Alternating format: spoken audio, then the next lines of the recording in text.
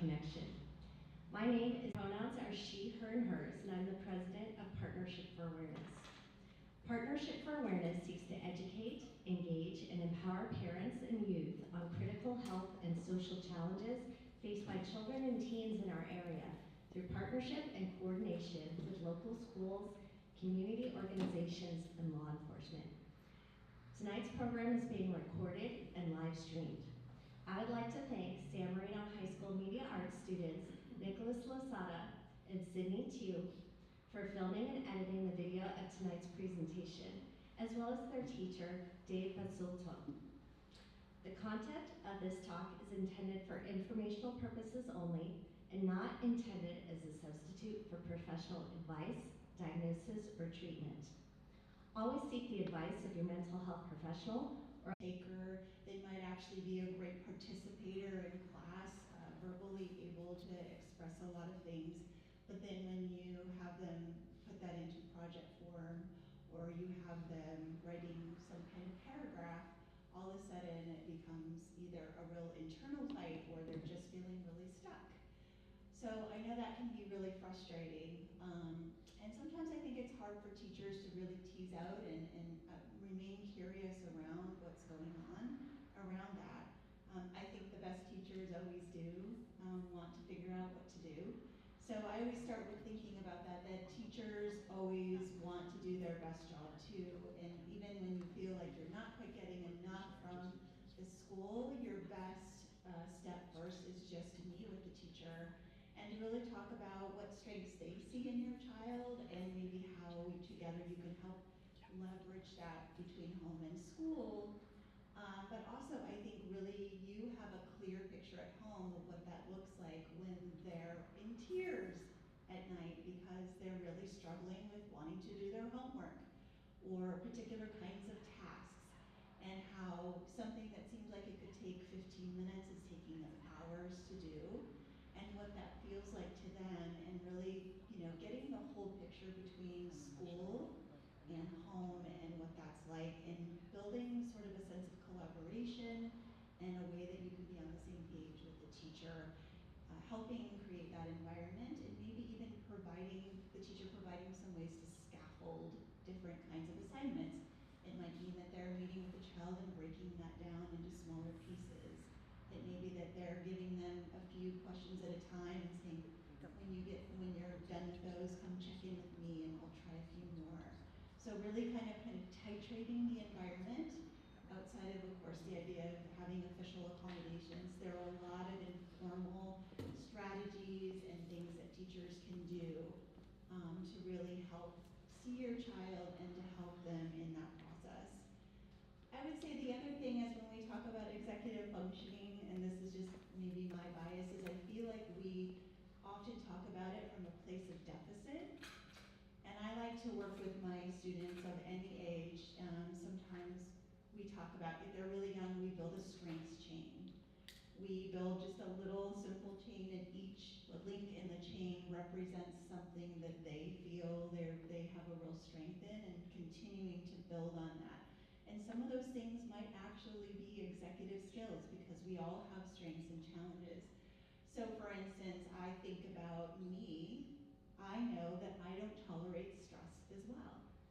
That is actually something that is a part of executive functioning, is emotionally regulating and having a stamina and a tolerance for stress.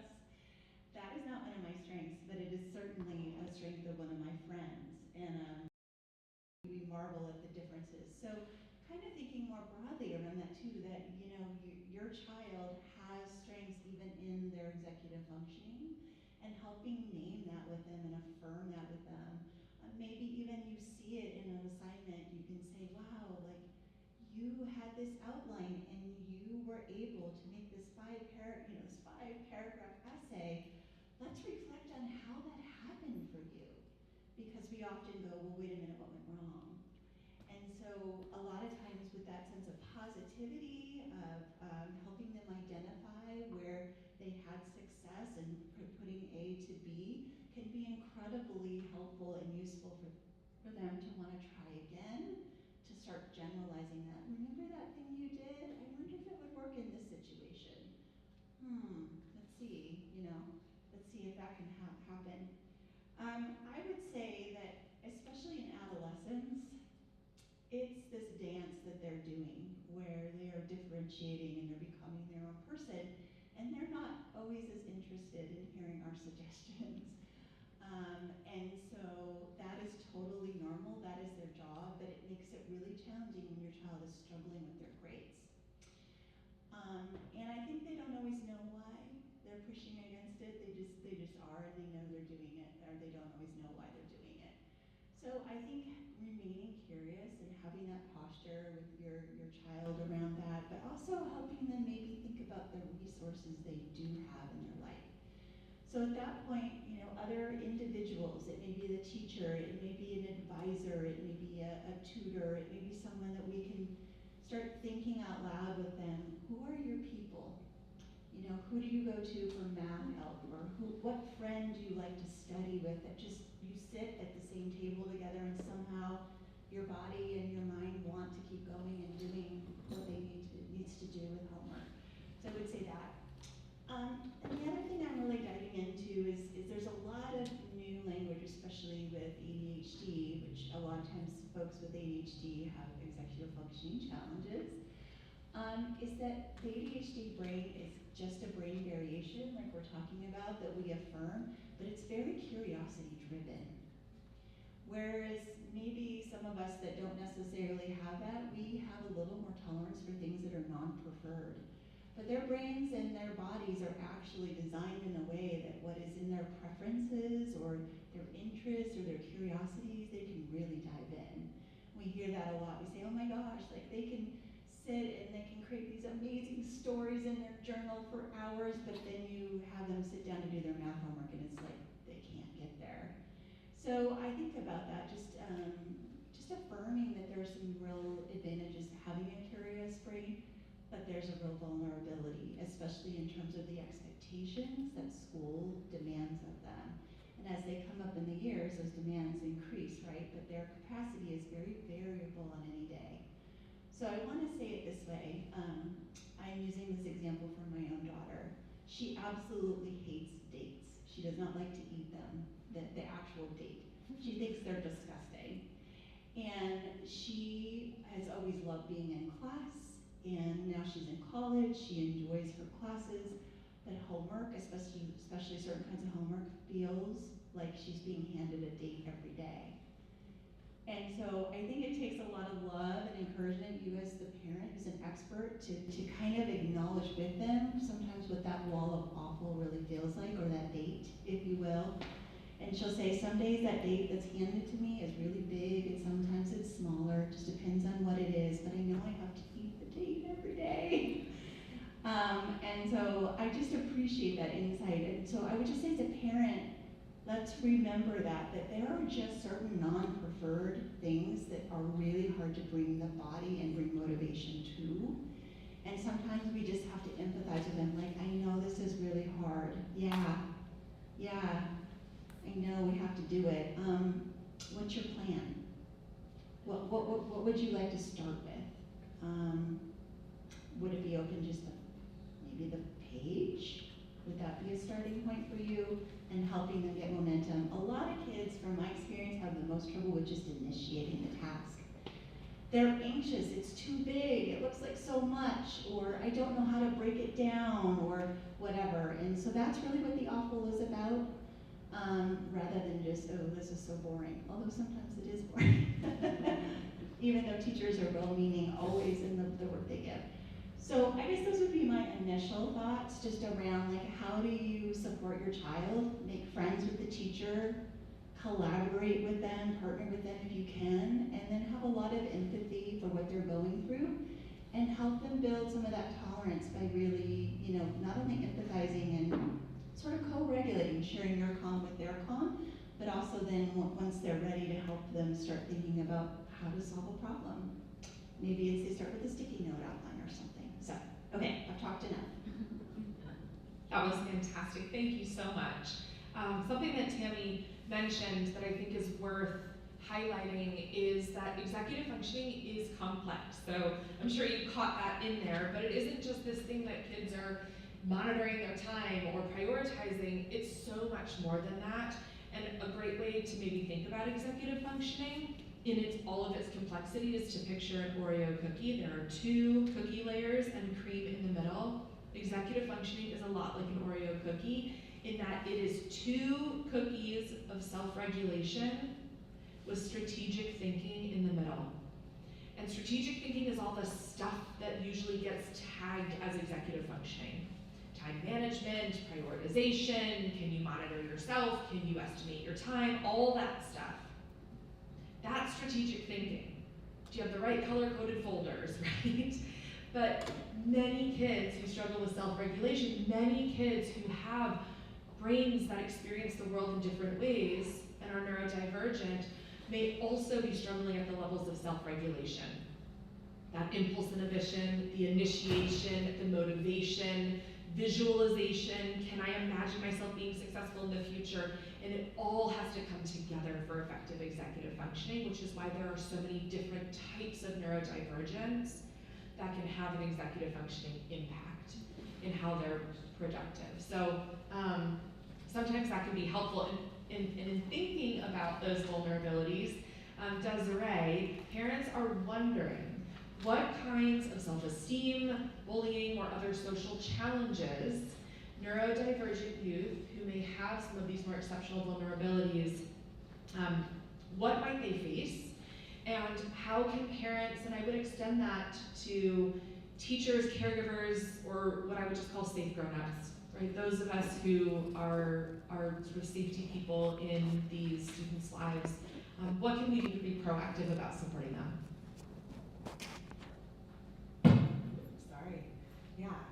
Great question. So you started with safe people, and I think something that's really important for kiddos is to teach them who are those safe people and where can they go to find those safe people and where are those safe places. So coming up with a real plan for bullying and identifying what is bullying. So I think a lot of times we expect kids to know what bullying looks like and to be able to identify that, and we're not really teaching them what does bullying look like, what is a bully, and what might the difference be between someone who's teasing you in a friendly way and is wanting to build a connection with you versus someone who's actually bullying you. So a really proactive step is to actually teach what bullying is, and then coming up with steps of what to do once you identify a bully. And that can look like identifying a safe person, identifying a safe space. That can look like giving them prompts or scripts of things they can say to get out of a situation or to stop a conversation.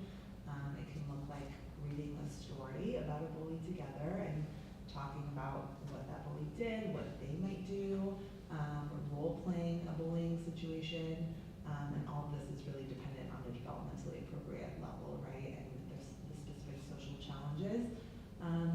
But yeah, I think those are some really proactive ways to start talking about bullying with kids who might be viewing the world differently, and really helping them perspective take is a really big part of it, is understanding that other people have a different perspective than you, and they might not always have the best intentions, unfortunately, and teaching kids that intentions may be different, and how to identify when someone else's intention may be, whether it's a good intention or a bad intention, and if it's good intention, what can we do from there, and how can we respond, and if it's a bad intention, what can we do from there, and how can we respond? Thank you. Kira, I'm gonna pitch a question towards you, but I wonder as an extension, before I even ask that question, this seems like such an apt moment to share the double empathy sort of problem that gets posed with the double empathy situation, and it just feels like such a perfect extension of this conversation, because at times, neurodivergent youth may be the recipient of feeling othered, and at other times, they can find themselves in the role of having done something that has given another student the impression that they are bullying them or they are being unfriendly. And I think in a way this double empathy explanation will sort of help us put this in perspective.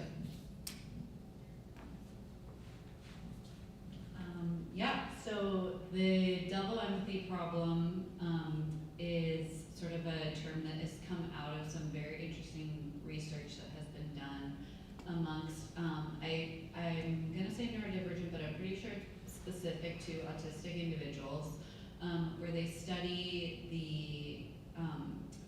transfer of information between a person giving the information and a person receiving the information. So what researchers have found is that when a neurotypical person or a non-autistic person communicates with another non-autistic or neurotypical person, there's good transfer of information. When a neurotypical person or an autistic person is communicating with a person in the opposite group, there is not as good transfer of information. But when you have two autistic people communicating information between them, there is actually comparable levels of information transference between those two people. So this idea has really changed the way that a lot of therapists, and in particular neurodiversity affirming therapists, are working with neurodivergent youth or neurodivergent children or individuals in general, because we're understanding more that this is a problem with communication styles.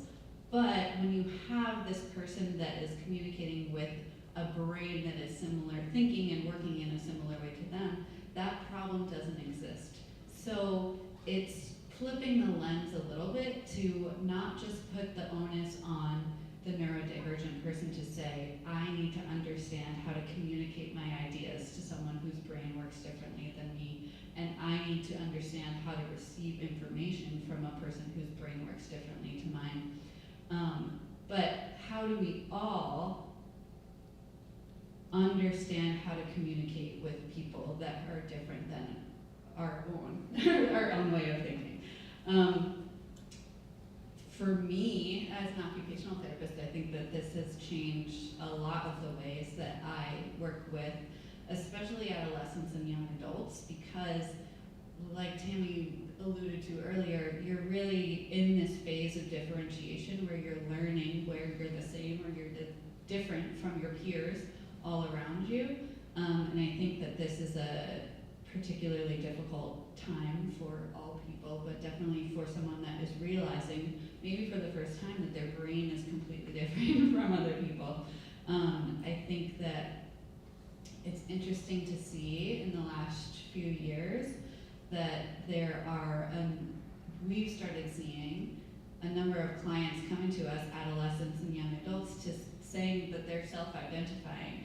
I feel like I'm autistic, or I feel like I'm neurodivergent, and they're seeking out their own support because they have started to learn about neurodiversity in general, and they've started to learn, oh, there are all of these different ways of thinking, and I think that I'm identifying more with this group of people versus this group of people. So I think that just goes to the importance of the idea of neurodiversity as a whole, and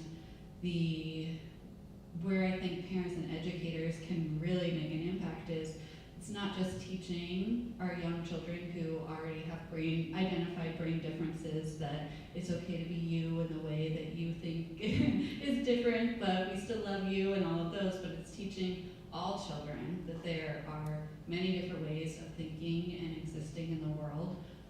Same as we talk about ethnic diversity and racial diversity and disability and all of those things. I am heartened to see that neurodiversity is coming in younger and younger to classrooms and to families and homes and things like that.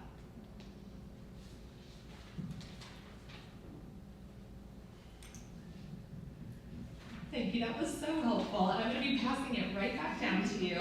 A question had come in prior to this evening, asking how we can go about making a shift away from a deficits-based approach and towards a strengths-based approach. Like what that really means when we are talking about understanding a student's profile, whether that's their learning profile, their developmental profile, their neurocognitive profile, how we can use that to develop supports, how we can use a strength-based approach when we're reflecting on growth and change, or progress, as might feel more consistent sort of academic growth and progress. So I wonder if you can speak to some of those ideas that might resonate with parents and then also any educators who are watching.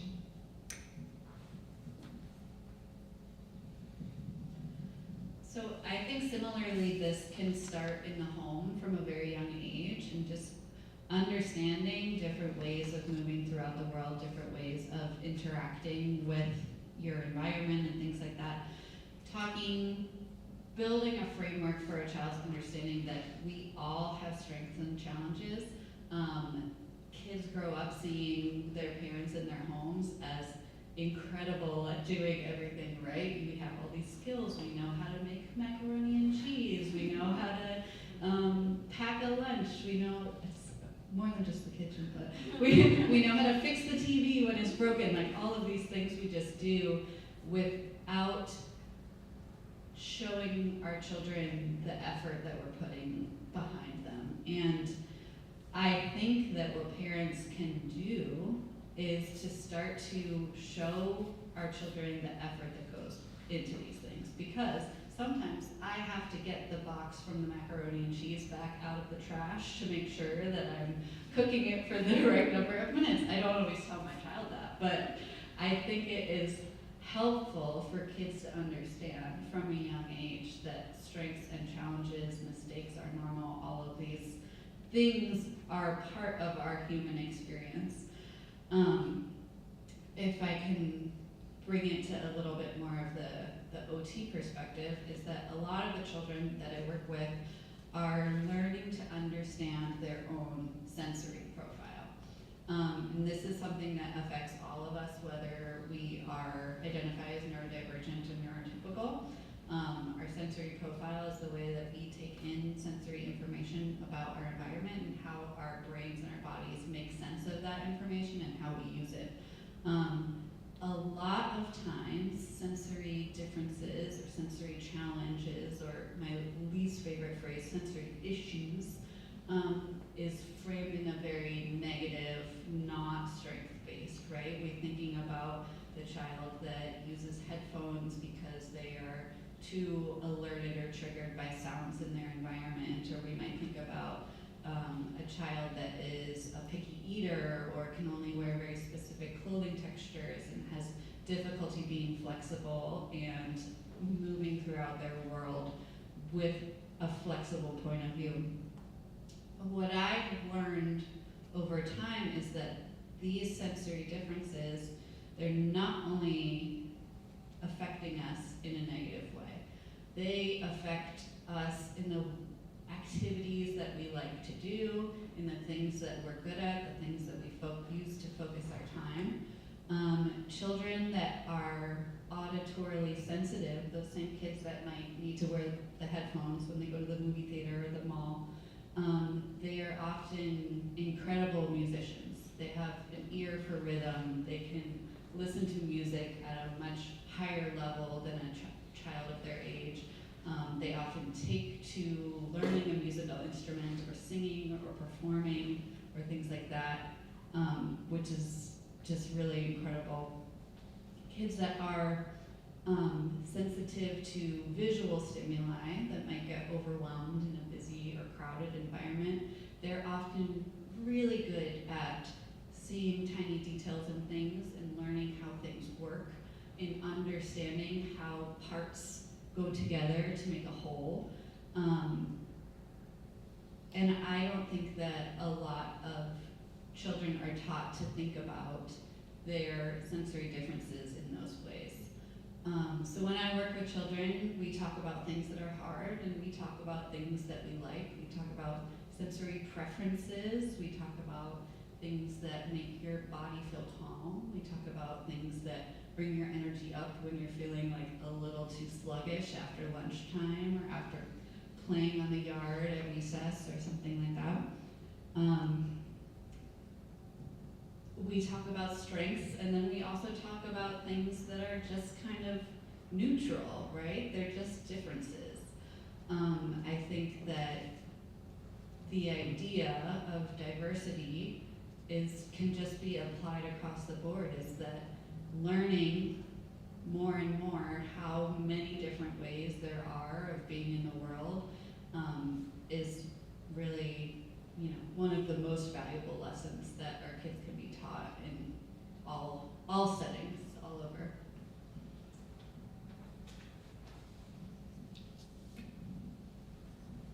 Thank you so much, Kira. Tammy, I'm going to take us back into the academic sphere for a moment. And our audience is wondering if you can share a little bit about the pros and cons of different types of assessments and learning environments. So perhaps we can think about some of the pros and cons of a public district assessment through the IEP process versus a private neuropsychological assessment, maybe the questions that those assessments are seeking to answer. And then also, and sort of maybe within that, thinking about how parents might consider an ideal learning environment for their child's specific brain. That is a big question, and I'm not going to do it. 30 seconds. That's fine. That's fine. I'm just telling you up front, I know I'm not going to do justice, and your wonderful district representative might also be able to speak more specifically around what that evaluation process is like in special education services. But that said, here's what I would say is there are the two kinds of evaluations, if you will, have different aims or different outcomes, essentially. So you're going to get a lot of the same information from either a district evaluation or what they call an independent evaluation, where a clinical psychologist is doing that. Meaning that you're going to get a lot of good information about your child from like their cognitive strengths and maybe their cognitive vulnerabilities. How does that play out in their academic functioning? What does that look like in terms of how they're producing academic work? Are there skill gaps in there, around reading or math skills or various things? How does memory play into that? What is different kinds of memory, and what are child's strengths or vulnerabilities around that? And then what are the teacher's observations of how that child is thriving or not thriving in that situation in an academic setting? And so for a public school, a district evaluation, the goal really is to see if they qualify for special education, they're eligible for special education services. Is there essentially like a functional limitation, meaning are there certain specific things that are coming out of that really indicate they need a level of remediation, or they need certain goals to be set for them that are to be met? And remember, of course, public school is federally funded, and so one of the advantages of that is if your child does qualify, is eligible, they are bound by, if you will, special education laws that are important, that allow for accommodations and various things that are going to help a child get what they need in a public school setting. I'm looking at you, hoping I do that justice. Okay. That said, sometimes our kids fall in between the cracks in that because they don't necessarily demonstrate enough of a functional limitation according to the criteria in which is being looked at. And that means that they may not qualify. They may qualify for a 504 plan, which is something else that's not quite as detailed and bound as an IEP, but it's definitely provides accommodations for a child. But having said that, an independent evaluation, the goal of that is really to be a brain detective and to really look at all the different parts of background and history and a series of more tests and things that they can pull together that's helping them really understand where are the limitations or where are the challenges along with the strengths, which will often lead to a diagnosis. So that's what a clinical psychologist can provide. They can take all this information that we just talked about, even in a public district evaluation, and including information from teachers and all of that, but they're going to come out with potentially a diagnosis, which may be helpful. It may be helpful in being considered in the district. They definitely put that into the child's records. They take that into an independent evaluation in consideration. In the independent schools, it typically means that your child is going to get accommodations, things that will help them make their learning more accessible, right? All those recommendations. And so that's where I would say the main difference is are we looking at, does a child qualify for services within the public school setting in special education? Or are we looking at, let's tease out a little more what the strengths and vulnerabilities are and how they lead to a diagnosis, and then what are the targeted interventions that come from that? Okay, so second part, and I'll be very quick, how does that help us understand what is the optimal learning environment for a child? Well, first of all, there isn't one optimal learning environment. Let's just be honest that no school can produce something that's perfect for every student. However, we can be thinking about from those evaluations, what are the elements we're noticing in the recommendations, in the information we're getting, that suggests that those are the elements they need to thrive. And then we can think about, well, where does that line up? What are our choices, within the educational system? So I don't have a hard and fast of saying whether public or private is better. I say it depends on that information and what you know about your child and where you think they will most thrive.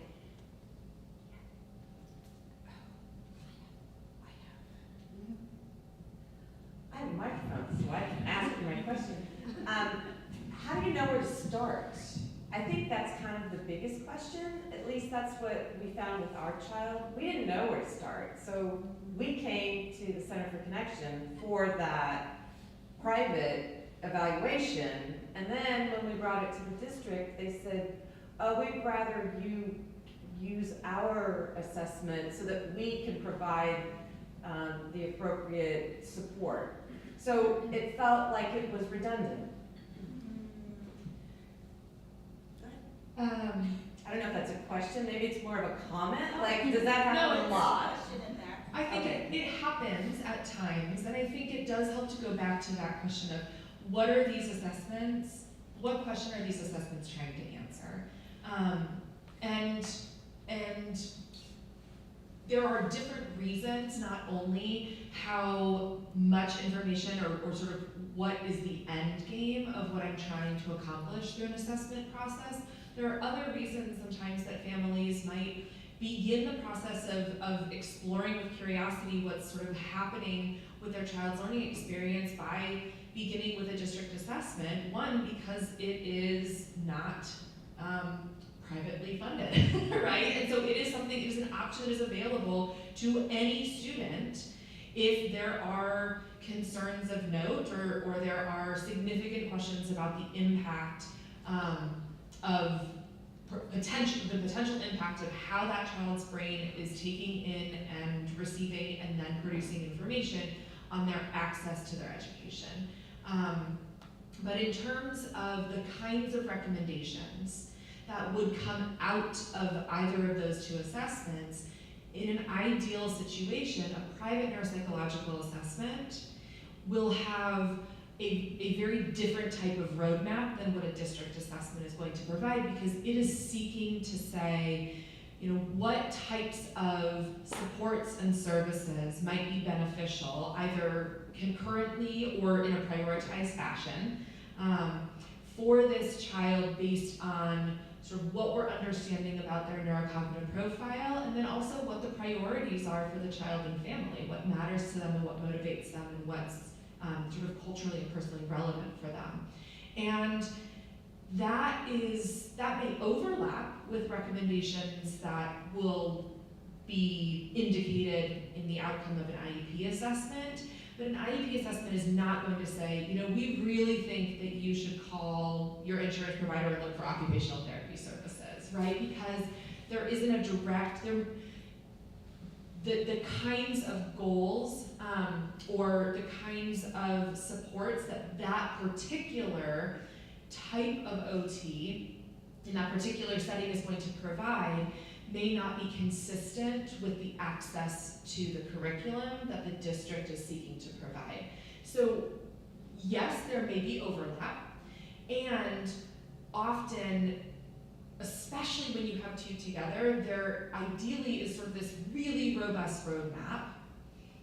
Sometimes there is something we can take out of that neuropsychological assessment that can inform pieces that might not have been able to be considered as in-depth in a school-based assessment. and vice versa, right? Sometimes having that school-based assessment, it's like, wow, I really didn't have the opportunity to see that in that particular context as an assessor, or with those specific demands, and being able to understand how this child did within that context is really important to the outcomes of a private assessment. When we think about, we don't have somebody from our assessment division here tonight, but we do have a really incredible assessment division, and really when we are approaching assessments that are private pay, right, like they're not through a district, we are beginning at what we would call sort of the neighborhood watch of the brain house, right? So our assessments, and any of us who are dynamically assessing students in the moment as we're working with them in therapy sessions, we are constantly asking these questions. What about this child's developmental experience, potential exposure to trauma experiences, big T, like what we would go, whoa, that's traumatic, or even what we call little t, like sort of cumulative experiences of difficulty, might have amounted to their sort of neurological neighborhood watch being on high alert for possible threats. And that might not be something that is considered threatening to most people, right? Like, this is a form of neurodivergence. Why is it that that type of stimuli is so alerting or overwhelming or sort of threatening to that particular child's brain? And again, though that's the minutia that private assessment would be seeking to understand all the way from that period, like from that sort of baseline up through their sensory processing profile, their social and emotional and regulatory capacities, their communication abilities, their cognitive and learning abilities, their academic, the impact that all has on their academic performance. So sort of there's parallels, there's differences, and a lot of it, but a lot of it does come down to what are these assessments seeking to do. Okay. I have a couple of questions that we're going to end on for the full panel, and then I know we're really close to time, but I do want to leave just a little bit of time open in case anybody does have a question, either here in the audience or our virtual audience. So our final questions that we wanted to touch on, and this is for anyone up here or anyone out there. If you all want to jump in, you go for it. So one of the questions is, how do you suggest building a school community that celebrates neurodiversity while dismantling, I think very much actively dismantling, the otherness that is often experienced by neurodivergent individuals? And how might, so within that, how might we encourage students to embrace the supports they need without fear of being singled out? And I'm going to kick this off and then pass it on. Something that I think is crucial in this effort is common language. And we talked about this, the idea that much of this starts at home. The adults in the room, we often need to do a couple of things. One is we need to take a step back and recognize where we have our own neurotypical and our neurodivergent biases about how things ought to be, should be, what success looks like, what we want. Often it's framed as, what do we want for our kids? And sometimes that is not consistent with the kid in front of us. And that's hard, that's really hard. And so we'll talk about what to do when that's a little too hard in the final question that got posed. But when it comes to common language, in the same way that if you grew up in a house where you talked about finances and money from an early age, and you found yourself growing up as somebody who was confident, being able to think and talk and explore sort of money concepts, that started because it was common language in your home and in your primary environments. If you're somebody who grew up in a home where it was safe to talk about your emotional experience, that didn't feel like such a stretch to do with your own children.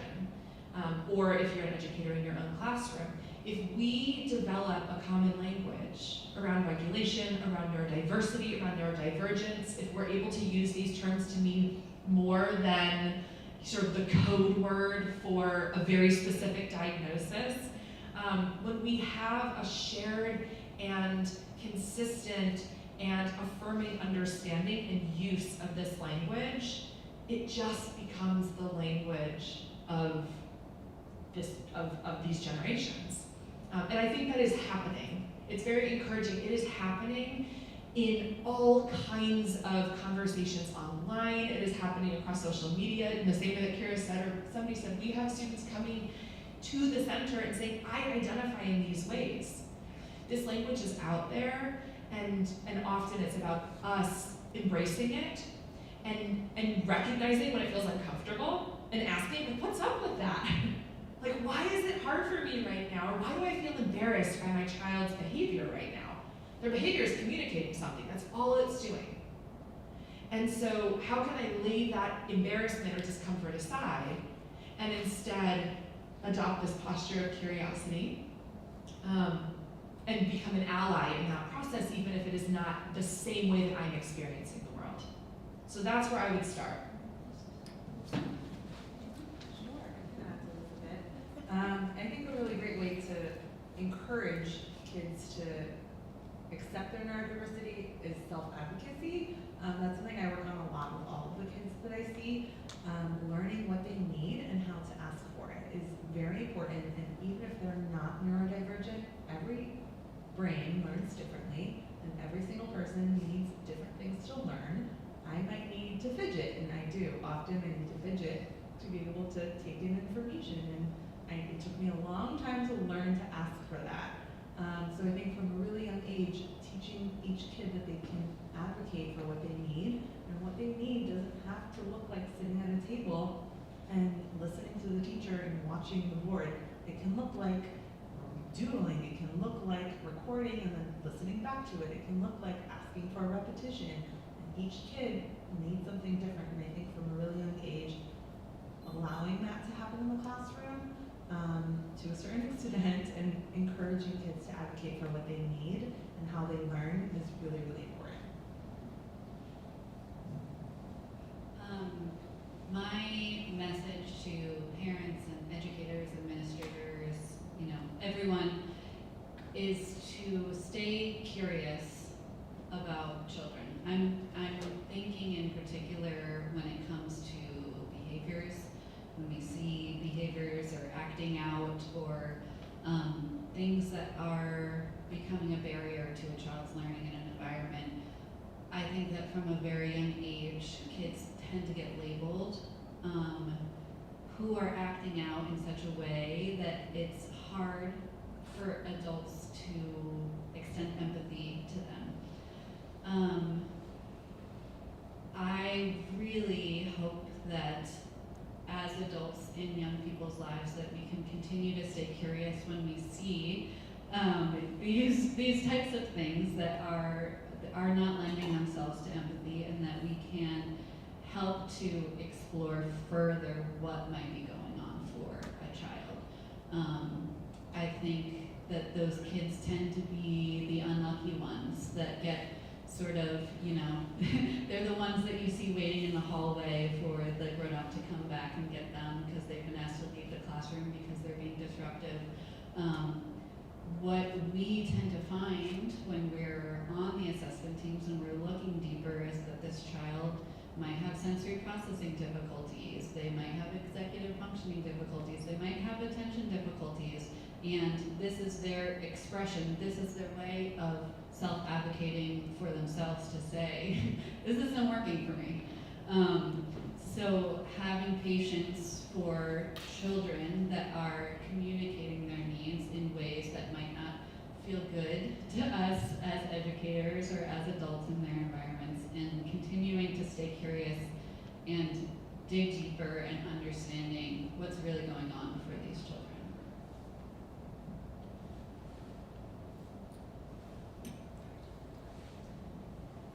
We're just about at time. I think this one is, I'm gonna name the final question only because I think it's a good one. It can be a really we'll just nod our heads as an answer to this. Do parents with neurodivergent children sometimes experience increased stress and possibly need their own support. This is, and yes, 100% yes. And I would even back up and say, do parents sometimes experience, who are raising children, sometimes experience great stress and need support? Yes. And then there are especially sort of significant vulnerabilities when you are raising a child who is experiencing the world and learning in the world in a different way than the neurotypical majority. And it may be that you recognize as a parent or as an educator or as a safe grown-up in these kids' lives, you yourself have experiences as a neurodivergent individual, and yes, you deserve support, and you deserve community and a place where you feel safe to express those differences. And there are resources out there. We love to be a resource around that. The center is not just for kids, so it's definitely a place where we have an incredible team that understands neuroaffirming care, and we have a lot of neurodivergent therapists on our team who understand what it means to be an adult navigating the world with a brain that is sort of functioning a little bit differently, and the stresses that entails. So I at least wanted to mention that. That was a question that did come in ahead of time. And I thought it was such a poignant one to be aimed at the parents. Are there any questions that we can take? Yes. I think you're okay. Can you, we want folks to be able to hear. Thank you so much. That was so informative and so interesting. I just wanted to comment on working speech therapy, and most of the parents that I see are so stressed and so frustrated, and they are trying as hard as they can, and my concern is that they need help. And if you don't know, if nobody's ever told you, how are you going to know? And I have parents who come in and say, my kid's not talking. I said, well, are you modeling the language? And they say, what's that? And so I say, well, you have to know the name of the thing to ask for it. If nobody's ever told you the name of the thing, you're never going to say, I want the clock, because nobody ever told you what the name of the clock was. But I was thinking about one kid that I saw that I was so sympathetic to the parent, and I really felt like there had to be more support and information for them. She was throwing the ball in the house, and Mom said, stop throwing the ball in the house. And she continued to throw the ball in the house. Mom said, stop throwing the ball in the house. Finally, the third time, Mom said, stop throwing the ball in the house. She went and got the ball. The little girl cried. Mom came over and said, talk about behavior modification. I'm so sorry. Let me give you a hug and a cookie and a glass of milk because I feel bad because you're crying. So the mom was like, I don't know why she keeps throwing these balls in the house. And I said, well, you're giving a positive reward to a negative behavior. I throw the ball in the house if I got food snacks. What the heck? So much of the behavior is not because the parents don't care, it's because they don't know. And once I told her, I said, the other thing you could do is just say, Mommy will give you a hug and a kiss and a glass of milk when you put the ball away and sit for 2 or 3 minutes without throwing the ball in the house. But that hadn't occurred to Mom. And I'm wondering how much support, because this parent was really trying hard. I mean, this was very frustrating. I mean, the temper tantrums the kid was throwing were, this was, because it was always a positive reward. Because Mom felt guilty because she was crying. And the kid is pretty smart. I think the short answer is there's never enough, right? Yeah. There's never quite enough support. And I sometimes joke with parents, and Desiree, we have offices next to each other. So Desiree does more clinical work than I do these days. I'm our clinical director, but I still do have a small caseload. And, and I'll sometimes joke tongue-in-cheek with parents in these stressed moments, like, oh, right, you must have lost that whole manual they gave you when you brought the baby home from the hospital that told you all the things you're supposed to do. I did too, right? Don't worry. You're absolutely right. We don't know what we don't know. And many of us are doing the best that we can. I would say all of us, for the most part, are doing the best that we can with the tools that we have. And we cannot sort of underestimate the impact of opportunity, right? Opportunity to be, to learn, to be exposed to different styles of parenting, of sort of, of communication, so that we figure out what makes sense for our families, for the kids in front of us, and that extends through, how we support kids around academic development and homework. We have parents who will come in and say, well, this was hard for me, and I figured it out, and I just had to put my head down and get through it, and I don't see why my kid can't do the same thing. And I do think sometimes it's about having a space where that family can be, and a person or a group of people in front of them to say, it actually could be better for your kid. Like, there are things we can do, and it's not your fault, and you did an incredible job with the tools that you had, and you know what? We're gonna figure out together how it could be a little bit easier and better, so that the things that felt so difficult and painful and hard for you don't have to be experienced by your kid in the same way. And that really is what so much of this support is about. One more question. No microphone. No microphone. No. Alright. Yeah.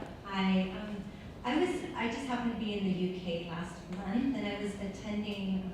My husband was actually speaking at a conference for autism, and I was very fascinated by the polarized difference of folks, the parents that had some people that were just very much in support of giving services, interventions. Let's get our child to the mainstream, as neurotypical as possible.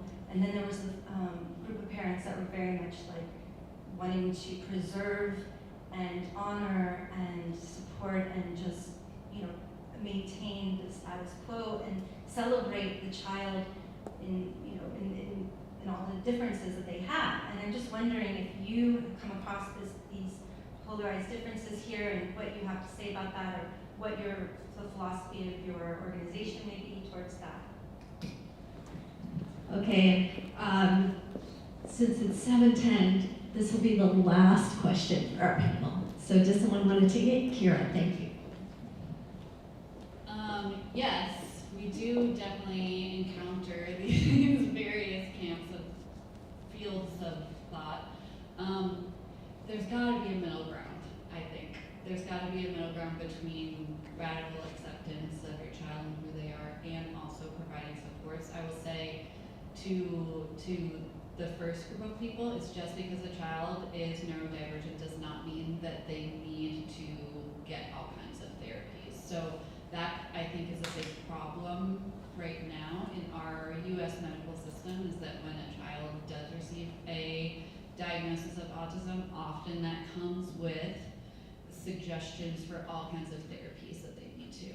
So I'm kind of thinking back to where you were saying, Hannah, earlier about what are the goals of assessment at this moment? What are the goals, whether it be school-based assessment or private assessment, what are the goals here? It should always be to better understand the child and to help provide them with the supports. So if your child is being recommended to be in behavior therapy, but you don't feel like that aligns with your parenting values, and you don't feel like that aligns with how you hope for your child to be able to move through the world, my hope is that more and more parents will be empowered to say no to things that are offered. I would look for specific therapies that are helping your specific child with their specific needs at any given moment. Speech therapy can do a number of different things, address a number of different concerns. occupational therapy can address a number of different concerns. The way IoT for one client is very different from the way IoT for another client, and it's all based on those child's individual needs. So making sure that the providers that are on your child's team or on the team of the children that you're supporting are addressing their specific needs versus just providing essentially a prescription of treatment for any child that is on their service.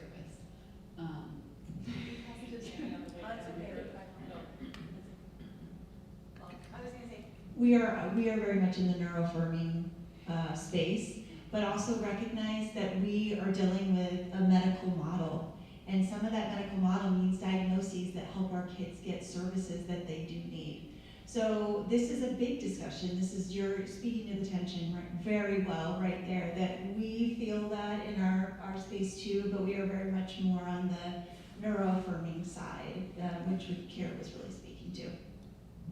Thank you so much. I'm going to let our hosts. Oh, yeah. In case there is interest, and this will be something that's available. But one of the things that we're going to be doing is offering a variety of different parenting groups in the new year. We've historically offered, oftentimes parenting groups aimed more for younger populations, so it's like parents of preschoolers, and that is excellent and something that we will continue to do. But we've had more and more outreach with questions about, what about all the other parents that are out there looking for community, looking for support, looking for education, looking for basically the small, intimate version of this on a weekly basis. And so this is simply an info form where if you are curious to sort of be in the loop about parent groups that may be coming out, this is a great place to QR. You're not signing up for anything, I promise. you're just keeping yourself in the loop and actually giving us feedback about where we might sort of devote some resources to put things together for you, to really support our community, your community. We're right up the road. So thank you so much.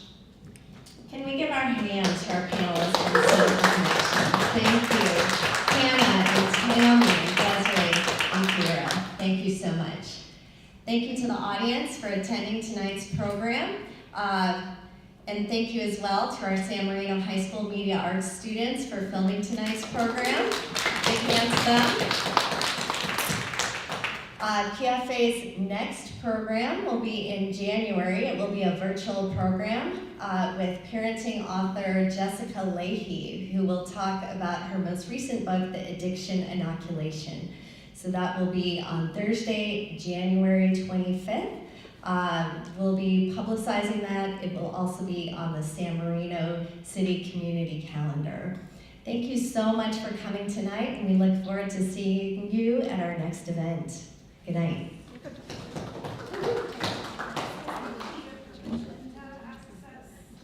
Oh. Maybe they'll